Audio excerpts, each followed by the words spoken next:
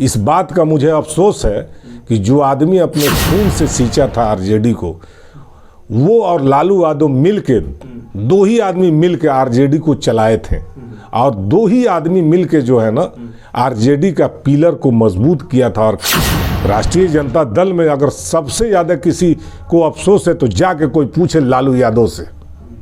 लालू यादव आज मचल रहे हैं, आज उनको याद इतनी आ रही है शहाबुद्दीन, मरहूम डॉक्टर मोहम्मद शहाबुद्दीन की, कि मैं बता नहीं सकता हूं, मगर बाकी लोगों को कोई याद नहीं आ रहा। इतने यहाँ पे प्रतिनिधि हैं जो जीते हुए प्रतिनिधि हैं, जितने को उन्होंने प्रतिनिधि बनाया है उनके जुबान में तो सेलो टेप लगा हुआ है, वो आज तक एक जुबान नहीं बोले हैं। राष्ट्रीय जनता दल के लोग जो है ना, जिस समय बिहार यानी कि मरहूम डॉक्टर मोहम्मद शहाबुद्दीन साहब की निधन हुई थी जी, ये आप जितने पत्रकार हैं मैं उनसे पूछना चाहता हूं कि कभी आप लोगों ने किसी दूसरे से पूछा है कि उनके निधन के बाद किसी ने एक शब्द बोला है?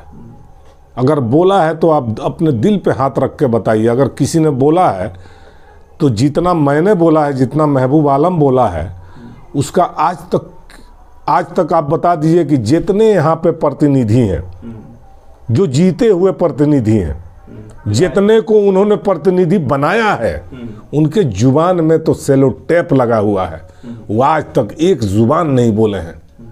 इस बात का मुझे अफसोस है कि जो आदमी अपने खून से सींचा था आरजेडी को, वो और लालू यादव मिलके, दो ही आदमी मिलके आरजेडी को चलाए थे और दो ही आदमी मिलके जो है ना आरजेडी का पिलर को मजबूत किया था और खड़ा किया था। दूसरा बिहार में कोई लीडर नहीं था जो उस पिलर को उतना मजबूती से खड़ा कर सके। आज उस चीज का सबसे ज्यादा किसी को अफसोस है। राष्ट्रीय जनता दल में अगर सबसे ज्यादा किसी को अफसोस है तो जाके कोई पूछे लालू यादव से।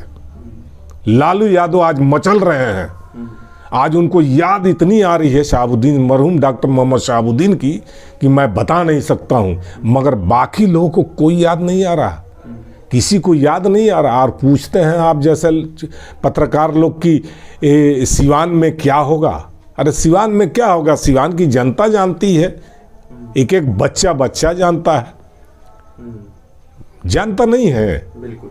तो उसको मैं क्या बताऊं? यहाँ की जनता फैसला खुद कर देगी ना। ये तो उनका काम था ना, बड़े लोग थे, उनसे मिलना चाहिए। वो नेत्री है ना, साहब से मिलना चाहिए। लोगों को क्या दूरियां है उसको या तो ख़त्म करें, ना वही ख़त्म कर रही है ना यही ख़त्म कर रहे हैं। ये बीच में जो है दूसरे लोग रोटियां सेक रहे हैं, दूसरे लोग रोटी सेक रहे हैं। अगर उनको अगर रहना है राष्ट्रीय जनता दल में तो खुल के अनाउंस करें, नहीं रहना है तो उनको भी जो है कोई निर्णय लेना चाहिए। अब क्यों नहीं ले रही हैं, यहाँ की जनता जानती है, सबसे बड़ी चीज़ है। बाकी हम क्या बताएंगे, बड़े लोगों की बात है भाई। हम तो जो है हमेशा उनके साथ रहे नहीं, उनके फ़ैन रहे हैं।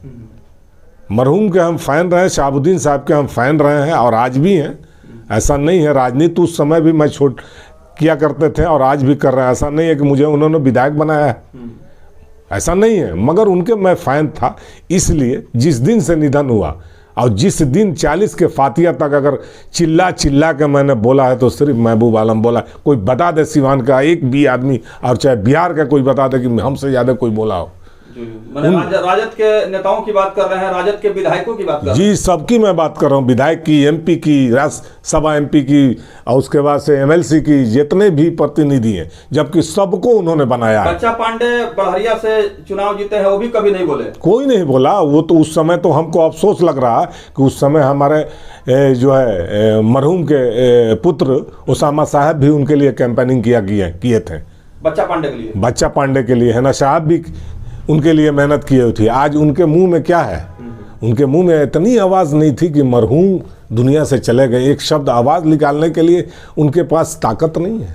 और मैंने पूछा, ये भी नहीं बोले थे, सवाल ही नहीं है, कोई नहीं बोले, कोई नहीं है। कोई बता दे, आप लोग उठा के आप लोग पूछते क्यों नहीं है? आप लोग का काम है पूछने का। आप दिल पे हाथ रख कर सोचिए कि महबूब आलम को छोड़ के कोई बोला है? बताइए आप। तो रहा सवाल कि ये तो क्वेश्चन आप लोगों को करना चाहिए, बाकी मैं क्या कहूँगा। मैं भी तो चुनाव लड़े थे, एमएलसी का। मुझे तो कहने का मतलब है कि किसी ने सपोर्ट नहीं किया, अगर किसी ने किया तो वो मेरा खुदा किया।